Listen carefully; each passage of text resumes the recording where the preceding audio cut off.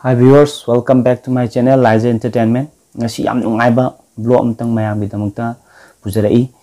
Ngasi aina tawjadoi se ai yam nungsiba yam emotional oiba khogi Manipuri short film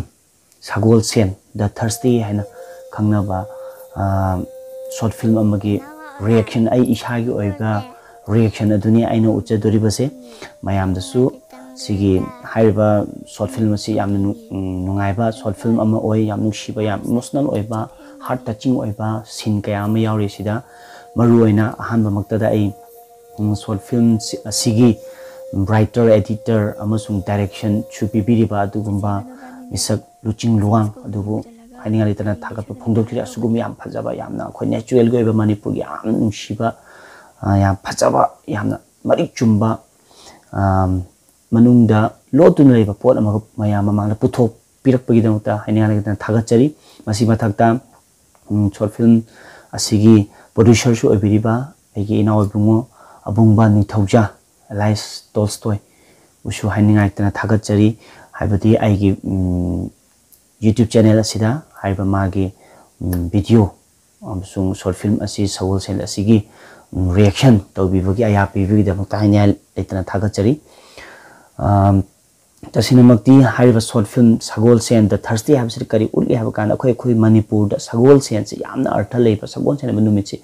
aphabasu oiba phattabasu oiba adugumbagi potsina akhoi miyoiba akhoi khunai asida lairba maruran lairba akhoi praja sida si Sagol Sen manumitsi kari chaitheng pibeke haibaduki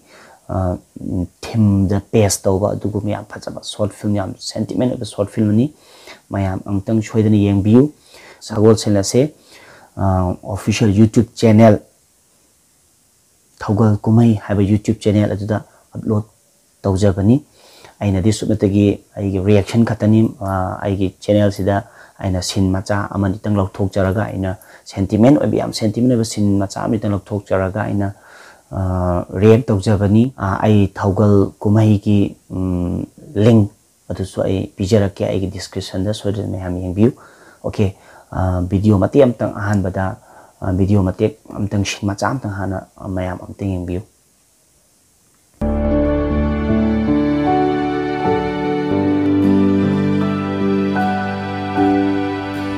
nangi sibu phanam diwalin he nangbo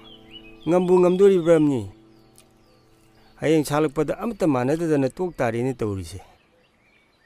se nang hore warga ne cha nana baina achapho khara lebirakpani se Pan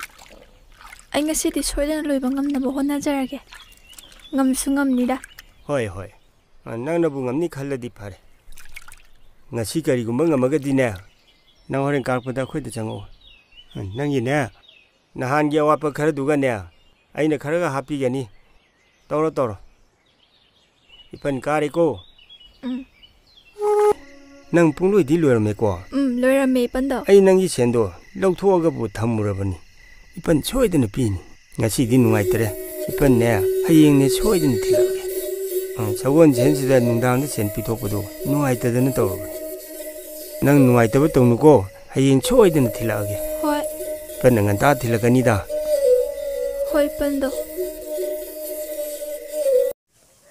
hojiki sin matek tu da sum mayam obiramgani nupi macha sina yam kanna hona jaba uja yung ata de hogat khraga mana low suba chatle haraga nungdang waram dai matam phawa mana sujaba mana sujai nupi macha mana sujari je mai imung manungi le horiba condition wan le hoba cheng chara fo le hotaba adugum condition duna mana maram ore haraga ya wana ma se sujaba aduga thapok lo shelaga ma se nume cha paisa phangatra haiba asa da yamna asam da maji sujaraga masu wana thabak se loishelle haraga mai paisa du da mata sai magi mapan dauduna haramba paisa du da mata ma yumda lakpa matam nungdam du nupi macha ma nungdam du lakpa matam du da amu paisa pi ka thai ba yam wakan nungai lakja ni nupi macha se adu ngasai gi ahan duna zu ngasi se Sagol Sen oirame ngasi Sagol Sen oiramana ibe manang waro ranu Sagol Sen oiram sing ngasi tawhide sandhaw ronga oire tawhide haiba wafam amakak thamoga paisa se pi hidabana ꯃꯔꯝ ꯑꯣꯏꯔꯒ ꯉꯁꯥꯏ ꯅꯨꯄꯤ ꯃꯆꯥꯗ ꯂꯩꯖꯔꯝꯕ ꯅꯨꯡꯉꯥꯏꯕ ꯑꯁꯥ ꯑꯃꯈꯛ ꯂꯩꯔꯝꯕꯗꯣ ꯄꯨꯡꯀꯥꯏ ꯀꯥꯏꯈꯤꯕ ꯁꯒꯣꯜꯁꯦꯟꯁꯤꯅ ꯃꯔꯝ ꯑꯣꯏꯔꯒ ꯃꯔꯨ ꯑꯣꯏ ꯑꯗꯨꯅ ꯄꯩꯁꯥꯁꯦ ꯂꯧꯗꯕꯤꯗ ꯆꯠꯈꯤ ꯃꯇꯥꯡꯁꯤꯗ ꯑꯩꯅ ꯍꯥꯏꯅꯤꯡꯕꯗꯤ ꯁꯒꯣꯜꯁꯦꯟꯁꯤꯅ ꯃꯔꯝ ꯑꯣꯏꯔꯒ ꯂꯥꯏꯔꯕ ꯏꯃꯨꯡ ꯃꯅꯨꯡ ꯑꯃꯗ ꯆꯦꯡ ꯆꯔꯥ ꯑꯃ ꯐꯥꯎꯕ ꯄꯨꯕ ꯂꯧꯖꯕ ꯉꯝꯖꯗꯕ ꯃꯔꯝꯗꯤ ꯁꯒꯣꯜꯁꯦꯟꯅꯤ ꯐꯠꯇꯦ ꯍꯥꯏꯕꯒꯤ ꯑꯩꯈꯣꯏꯒꯤ ꯆꯠꯅꯕꯤ ꯑꯃ ꯊꯥꯏꯅꯗꯒꯤ ꯂꯩꯔꯛꯄꯅ ꯃꯔꯝ ꯑꯣꯏꯔꯦ ꯍꯥꯏꯔꯒ ꯅꯨꯃꯤꯠꯁꯦ ꯃꯥꯒꯤꯏꯃꯨꯡ ꯃꯅꯨꯡꯁꯤꯗ ꯃꯆꯤꯟ ꯃꯅꯥꯎ ꯑꯍꯨꯝꯁꯦ ꯆꯔꯥ ꯍꯦꯟꯕꯒꯤ ꯐꯤꯕꯝꯁꯤ ꯂꯥꯛꯄ ꯌꯥꯝꯅ ꯅꯨꯡꯉꯥꯏꯇꯕ ꯌꯥꯝꯅ ꯑꯩꯉꯣꯟꯗ ꯌꯥꯝ ꯅꯨꯡꯉꯥꯏꯇꯕ ꯑꯃꯈꯛ ꯐꯤꯜ ꯇꯧꯏ ꯁꯤꯒꯤ ꯁꯤꯟ ꯃꯇꯦꯛꯁꯤꯅ ꯃꯊꯪꯒꯤ ꯑꯃꯨꯛ ꯁꯤꯟ ꯃꯇꯦꯛ ꯑꯃꯇꯒ ꯌꯦꯡꯃꯤꯟꯅꯁꯤ ꯃꯌꯥꯝ ꯌꯥꯝꯅ ꯏꯃꯣꯁꯅꯦꯜ ꯑꯣꯏꯕ ꯁꯤꯟ ꯃꯇꯦꯛ ꯑꯃꯒ ꯌꯦꯡꯃꯤꯟꯅꯁꯤ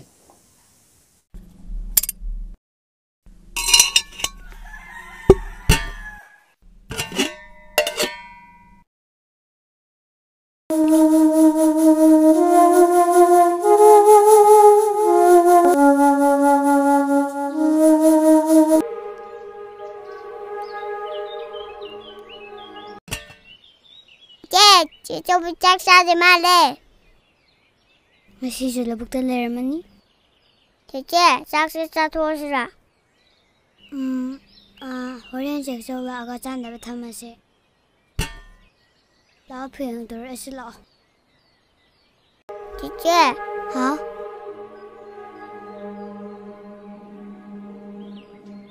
ꯆꯦ ꯆꯧꯗꯣ ꯍꯣꯔꯦꯟ ꯍꯜꯂꯛꯑꯒ ꯆꯥꯁꯅꯨ. ꯆꯥꯛ ꯌꯥꯝ ꯂꯥꯝꯃ ꯆꯥꯊꯣꯛꯑꯗꯤꯕ.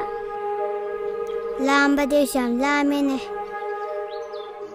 ꯑꯩꯗꯤ ꯉꯁꯥꯏ ꯁ꯭ꯀꯨꯜꯗꯁꯨ ꯌꯥꯝ ꯆꯥꯔꯛꯇꯦ. ꯀꯩꯒꯤ? ꯃꯤꯁꯤꯡꯅ ꯑꯗꯨꯝ ꯌꯦꯡꯉꯛꯏꯕ. ꯑꯩꯉꯣꯟꯗꯁꯨ ꯑꯗꯨꯝ ꯌꯦꯡꯉꯦ. ꯑꯗꯨꯁꯨ ꯑꯩꯗꯤ ꯑꯗꯨꯝ ꯆꯠꯊꯣꯛꯏ. ꯂꯥꯛꯑꯣ ꯆꯥꯊꯣꯛꯑꯁꯤ ꯂꯥꯛꯑꯣ.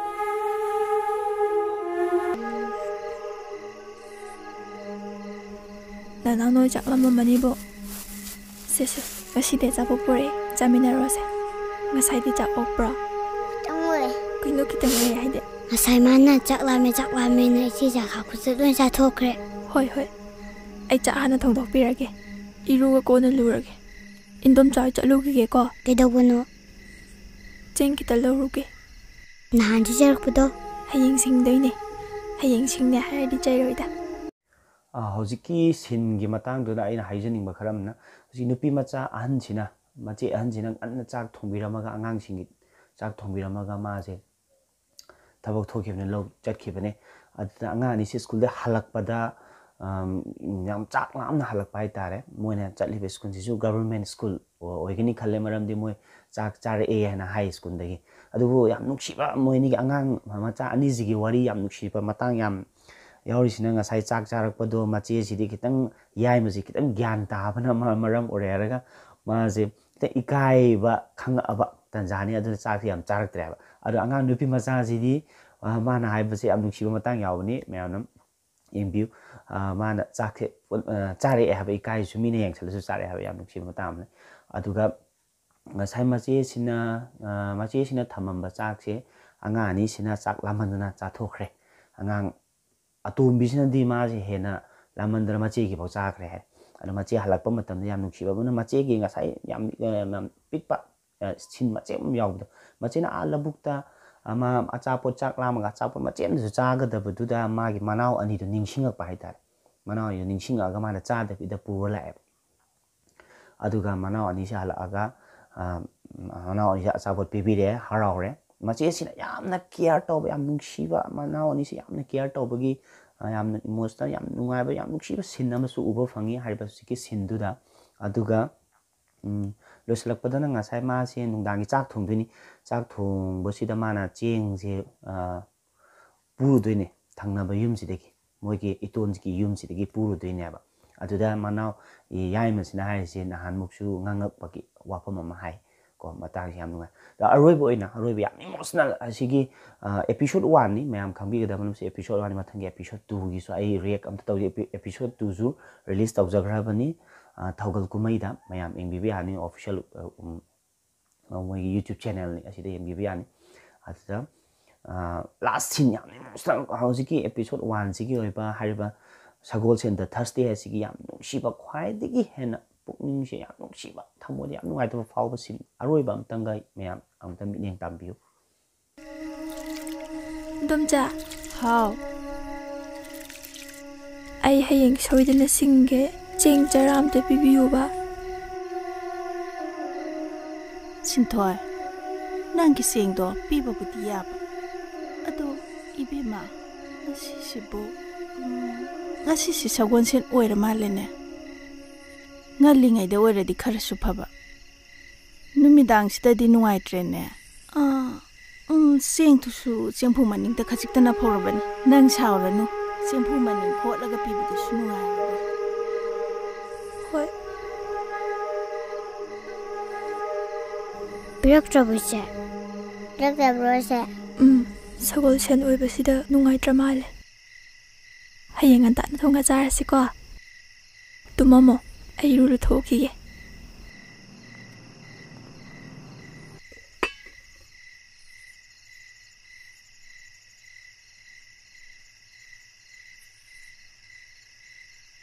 Sinthoi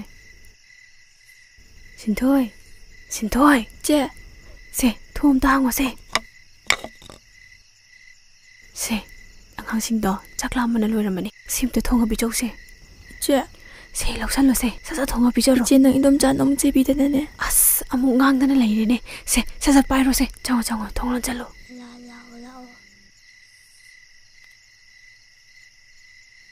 ibima khangju khangi ne migi khan bibada huran bi ore ne na ha Napagi mirol duga nangna tawrisibu karino Napana likhuna ma khangkhibada kari sani khangbrana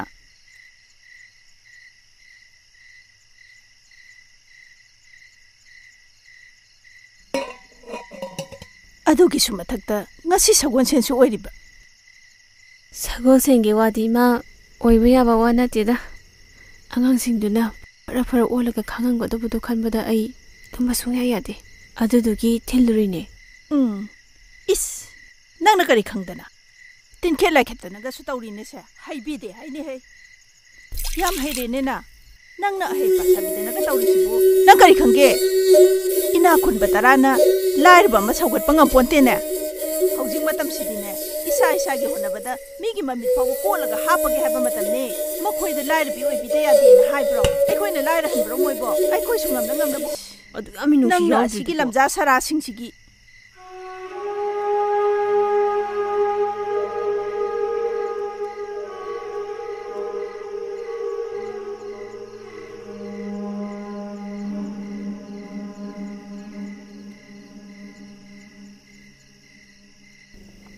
Sagol cheng piya dai sakagino